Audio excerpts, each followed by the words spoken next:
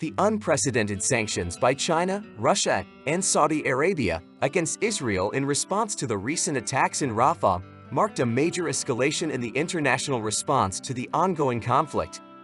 This historic move by three of the world's most influential nations signals a significant shift in global diplomatic postures and has the potential to reshape the geopolitical landscape of the Middle East.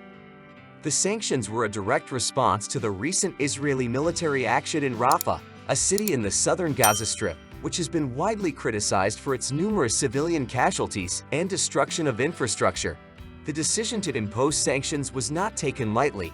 While China, Russia, and Saudi Arabia have previously had different degrees of involvement and interests in the Israeli-Palestinian conflict, this joint action indicates a rare convergence of their foreign policy agendas.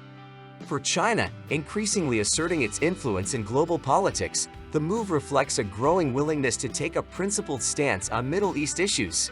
Russia, already a key player in the region due to its involvement in Syria, sees sanctions as a way to further consolidate influence and challenge Western dominance.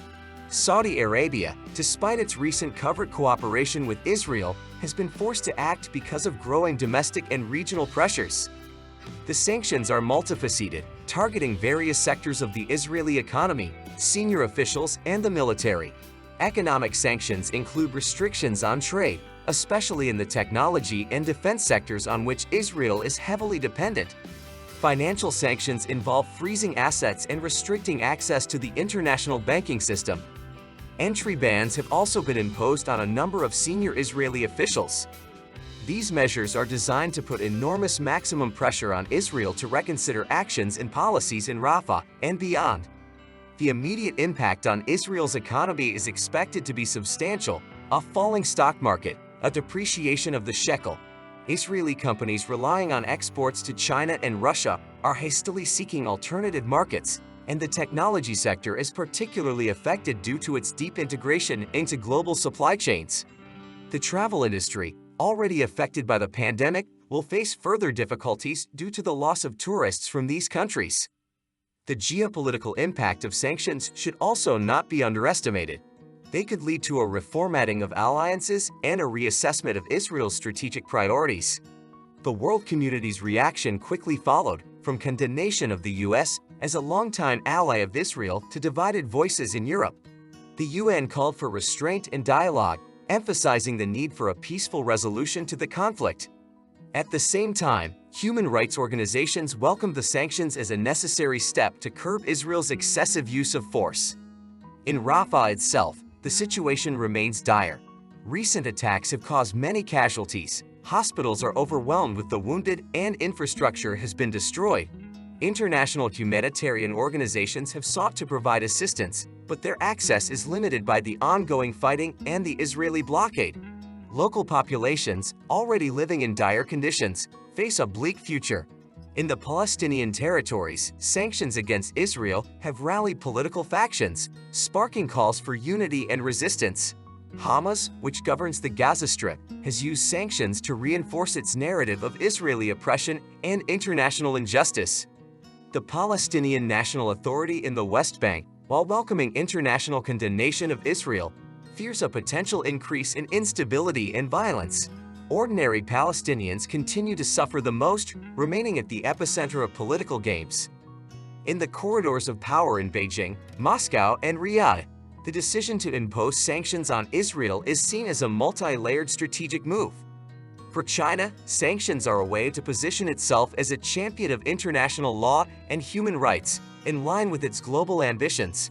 Russia under Putin is using the situation to strengthen its role as a key mediator in the Middle East, challenging US influence and forging alliances with other players in the region. Saudi Arabia's involvement reflects a complex calculation balancing its traditional role as leader of the Muslim world with pragmatic considerations of regional security and economic interests. These sanctions also demonstrate broader trends in international relations, where economic and diplomatic tools are increasingly being used to resolve conflicts and influence situations. The use of sanctions as a form of state policy is on the rise, with countries using them to achieve strategic goals without resorting to military force. The sanctions of China, Russia, and Saudi Arabia against Israel emphasize this trend. illustrating the interconnectedness of global politics and the diversity of interests involved in the Middle East issue. The reaction of different industries to the sanctions varies. In the defense sector, companies are preparing for major disruptions. Israeli firms supplying advanced technology and military equipment to international clients will face an uncertain future as contracts are suspended or canceled. The technology industry, a key sector of the Israeli economy, will be particularly vulnerable. Companies in semiconductor manufacturing, cybersecurity, and artificial intelligence are likely to feel the effects of restrictions on exports and cooperation with Chinese and Russian firms. This could lead to a slowdown in innovation and investment, undermining Israel's long-term technological superiority. Energy markets are also feeling the impact of sanctions. Saudi Arabia, a leading oil producer, has hinted at the possibility of using energy leverage to further influence the situation. The possibility of Riyadh adjusting oil production could have global implications, affecting economies around the world. Russia, another energy giant, is also poised to use its resources as a tool of influence, potentially reshaping alliances and trade relations. On the diplomatic front, other countries are watching developments closely. States with serious interests in the Middle East, such as Iran and Turkey, may see sanctions as an opportunity to advance their agenda.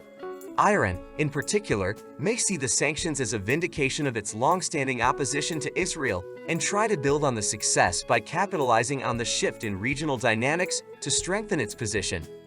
Turkey, led by Erdogan, may also see the situation as a chance to assert its influence and support for the Palestinian cause. Israelis themselves are split in their assessments of what happened. Political leaders and analysts are puzzling over the unprecedented international reaction. Some see the sanctions as an opportunity for Israel to rethink its approaches and strategies in Gaza, potentially paving the way for new peace efforts. Others see the sanctions as an unfair punishment that will only embolden Israel's enemies and undermine its security. Public opinion is also divided. The protests and demonstrations reflect deep divisions in Israeli society over the government's handling of the conflict and its broader geopolitical strategy. As the sanctions take effect, the coming weeks and months will be critical in determining their ultimate impact. Will Israel reconsider its approach under mounting international pressure or persevere, potentially escalating the conflict? How will the dynamics between China, Russia, and Saudi Arabia, balancing shared and divergent interests in the Middle East, evolve? And what will be the broader implications for global politics as other countries become observers and reagents to this momentous event? The sanctions by China, Russia, and Saudi Arabia mark a turning point in the Israeli-Palestinian conflict with far-reaching consequences. The direct impact on Israel's economy, the humanitarian situation in Rafah, and the changing dynamics of international relations underscore the complexity and interconnectedness of the issue. Thank you for watching this video. If you enjoyed it, please give it a like and subscribe to our channel. Also, leave your comments. Do you agree with the sanctions imposed by China, Russia, and Saudi Arabia against Israel? We want to hear your opinion. Thank you for your attention and see you soon.